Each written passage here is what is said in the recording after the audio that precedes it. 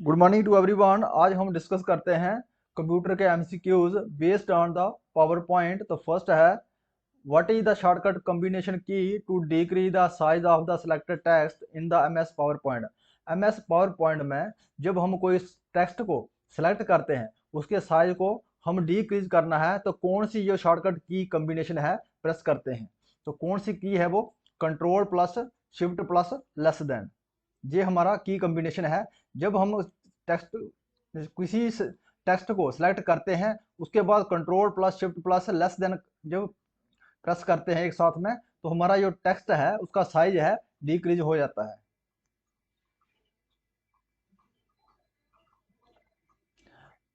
Which of the following is the opposite of the title case. जो title case रहता है तो उसका अपोजिट कौन सा केस है। तो टाइटल केस का अपोजिट कौन सा केस है, टोगल केस। टोगल केस का अपोजिट कौन सा है, टाइटल केस, और टाइटल केस का अपोजिट कौन है, टोगल केस।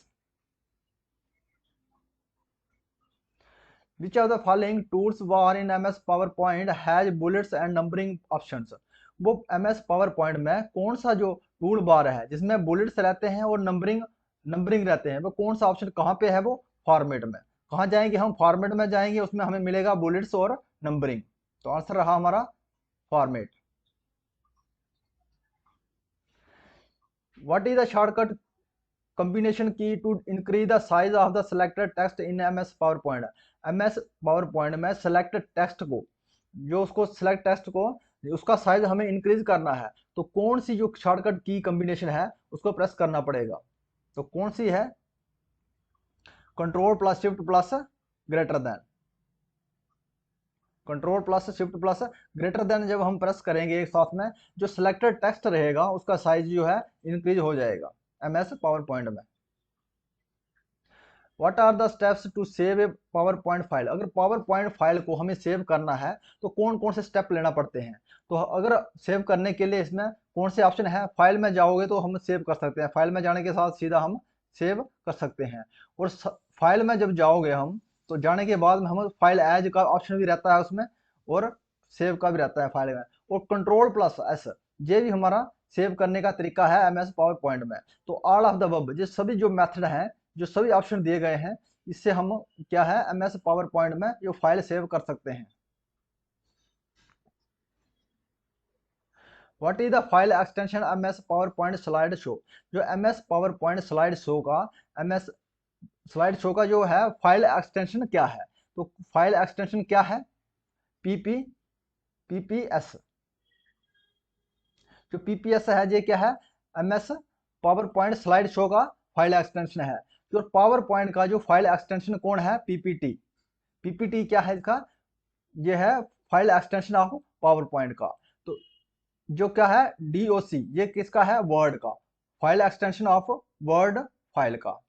और ये क्या है एमएस एक्सेल का, एक्सएलएस ये किसका है, एक्सटेंशन ऑफ एमएस एक्सेल का है। ये कब की बात हो रही है, ये बात हो रही है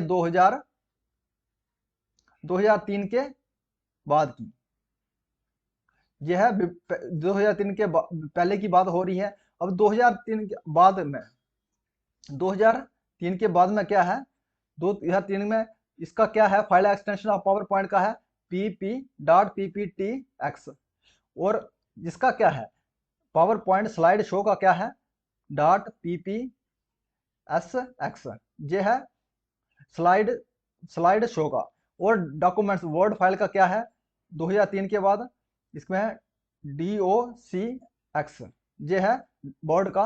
और एक्सेल का क्या है .xlsx, ये है 2003 के बाद का। और ये है 2003 के पहले का। when you create a new presentation what will you the first slide। जब हम एक नई प्रेजेंटेशन को क्रिएट करते हैं तो हम पहला जो स्लाइड है वो क्या है। जो पहली स्लाइड में क्या रहता है हमारा, टाइटल टाइटल स्लाइड रहती है हमारी। जो पहली स्लाइड रहती है कौन सी स्लाइड रहती है, टाइटल उसमें रहता है हमारी स्लाइड में। कौन सा हमें कौन सा टाइटल है वो, किस चीज का हमें प्रेजेंटेशन बनाना है, उसमें क्या रहता है, हमें टाइटल स्लाइड कहते हैं उसको, जो पहली स्लाइड है। What is meant for sorting in PowerPoint में। अगर पावर पॉइंट में हमें शॉर्टिंग करना है तो क्या करना पड़ेगा? शॉर्टिंग मतलब क्या है? Physical arrangement of the data. Sorting का क्या मतलब है? एमएस पावर पॉइंट में शॉर्टिंग का मतलब है और physically arrangement of the data, और फिजिकली डाटा को अरेंज करना है हमें, तो क्या करना पड़ेगा? शॉर्टरिंग करना पड़ेगा। तो शॉर्टरिंग का ये मीनिंग है, physically arrangement of data. What are the physical effects used for introducing slide in presentation called? जो स्पेशल इफेक्ट हम डालते हैं इसमें स्लाइड में, तो उसको हम क्या कहते हैं? तो क्या कहते हैं? ट्रांसलेशन। तो ट्रांसलेशन का इस्तेमाल करके हम क्या है, स्पेशल इफेक्ट डाल सकते हैं स्लाइड में। उस हम प्रेजेंटेशन को क्या कहते हैं? ट्रांसलेशन।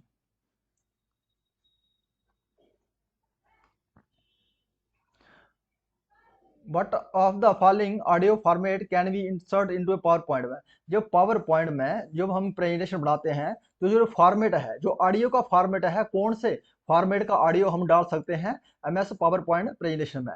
तो कौन सा है? MP3। तो MP3 का जो ऑडियो है ये ही हम डाल सकते हैं पावर पॉइंट में। अगर हमें ऑडियो डालना है प्रेजेंटेशन में, एमएस पावर पॉइंट प्रेजेंटेशन में, तो कौन सा फॉर्मेट का ऑडियो डालेंगे हम? MP3 का। Which of the following file is non-editable presentation create in MS PowerPoint में? इसमें से कौन सी जो फाइल है नॉन एडिटेबल है और जो MS क्रिएट करते हैं MS PowerPoint में, तो कौन सी है वो? PPS जो है नॉन एडिटेबल है। और जो हमारा जो है पावर पॉइंट प्रेजेंटेशन, जिसका .ppt ये है पावर पॉइंट प्रेजेंटेशन, ये एडिटेबल है। ये हमारा नॉन एडिटेबल क्या है? इसको हम क्या कहते हैं? नॉन एडिटेबल जो प्रेजेंटेशन है इसको हम क्या कहते हैं? MS PowerPoint slide show भी कहते हैं। ये क्या है? सिर्फ ओनली फॉर्मेट करते हैं हम इसमें। ओनली क्या कर सकते हैं हम इसमें? ओनली व्यू कर सकते हैं हम सिर्फ देख ही सकते हैं इसमें। अगर हमें कन्वर्ट करना है, इसमें कुछ एडिट करना है, पीपीएस में अगर हमें एडिट करना है तो क्या करना पड़ेगा? हमें कन्वर्ट करना पड़ेगा इसको।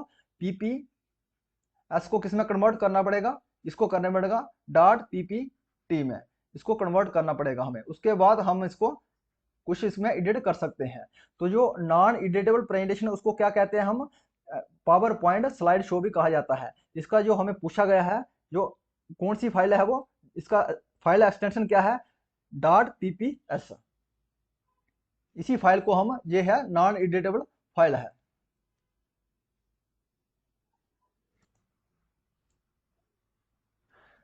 In a PowerPoint, a file which contains a ready-made style that can be used for presentation is called। MS power point में ये फाइल है, उसमें रहता है रेडीमेड जो कंटेंट रहता है, स्टाइल रहता है, उसको हम इस्तेमाल करते हैं प्रेजेंटेशन में। उसको हम क्या कहते हैं? टेम्पलेट कहते हैं। जो तरह तरह की टेम्पलेट हम इसमें इंसर्ट कर सकते हैं प्रेजेंटेशन में, तो उसको रेडीमेड जो हमारा जो मटेरियल रहता है, कंटेंट रहता है या स्टाइल में, तो उसको क्या कहते हैं? टेम्पलेट कहते हैं। वो इसको हम इंट्रोड्यूस कर सकते हैं प्रेजेंटेशन में। To automatically place your company logo at the same position on every slide you should use। अगर आपको ऑटोमेटिकली प्लेस करना है किसी कंपनी का लोगो या कुछ चीज सभी स्लाइडों में प्लेस करनी है, रखनी है या शो करनी है हर स्लाइड में, तो आपको क्या, कहाँ जाना पड़ेगा, क्या करना पड़ेगा? तो स्लाइड मास्टर में जाना पड़ेगा। वहां से आपको जो कोई भी लोगो है या कुछ भी है उसमें शो करना है सभी स्लाइडों में। तो करने के बाद एक स्लाइड में करोगे तो सभी स्लाइडों में शो हो जाएगा। तो कहां जाना है आपको? क्या यूज करना पड़ेगा? Slide master.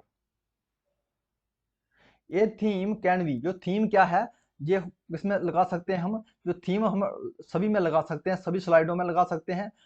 तो अप्लाई सिलेक्टेड स्लाइड में भी लगा सकते हैं और सभी में लगा सकते हैं। तो क्या है आंसर इसका? Both A and B answer रहा है थीम का। थीम लगा सकते हैं कहाँ? अप्लाइड फॉर ऑल स्लाइड में और सिलेक्टेड स्लाइड दोनों में लगा सकते हैं हम theme. What allows you display your presentation in a web browser? अगर आपको वेब ब्राउजर में डिस्प्ले करना है प्रेजेंटेशन को, तो क्या करना पड़ेगा? कहाँ क्या करना पड़ेगा? जाना पड़ेगा आपको। क्या अलो करता है आपको? तो ब्रॉडकास्ट स्लाइड शो अलो करेगा इसमें डिस्प्ले करने के लिए। क्या है? वेब ब्राउजर में अपना प्रेजेंटेशन को क्या है? डिस्प्ले करना है कहाँ पे? वेब ब्राउजर में। तो क्या करना पड़ेगा? आपको करना पड़ेगा ब्राइड स्लाइड शो में। तो क्या करना, आंसर हमारा रहा बी। आंसर क्या है, बी है। ब्राइड ब्रॉडकास्ट करना है हमें स्लाइड शो, आंसर हमारा बी।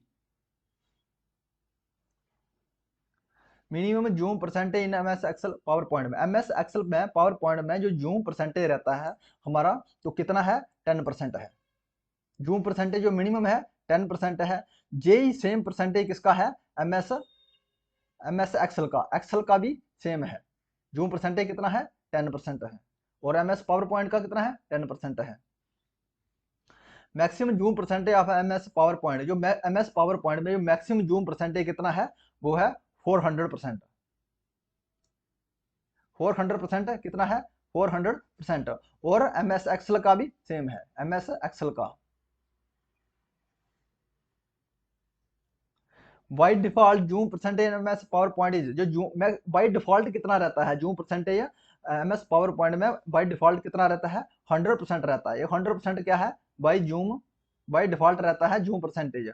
और एक्सल का भी सेम है ये।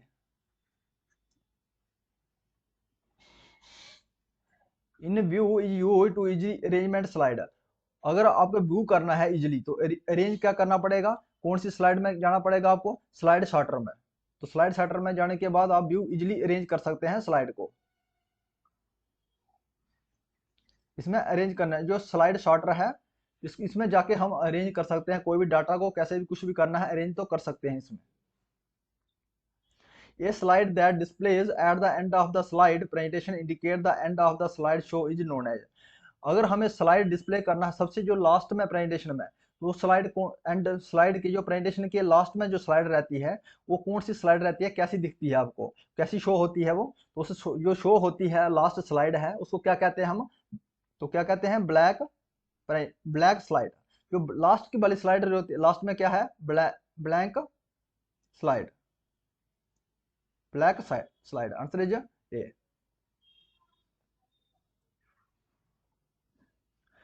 Which of the following shortcut is used to move the cursor to the end of the presentation, अगर आपको कर्सर मूव करना है सबसे लास्ट वाली स्लाइड में तो आपको कौन से शॉर्टकट की का इस्तेमाल करना पड़ेगा, तो control plus and.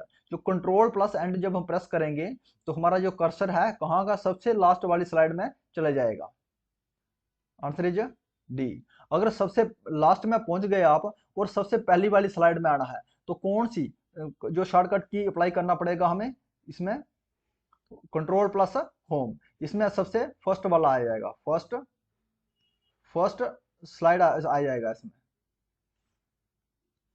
If you like this video please subscribe my channel, thanks for watching.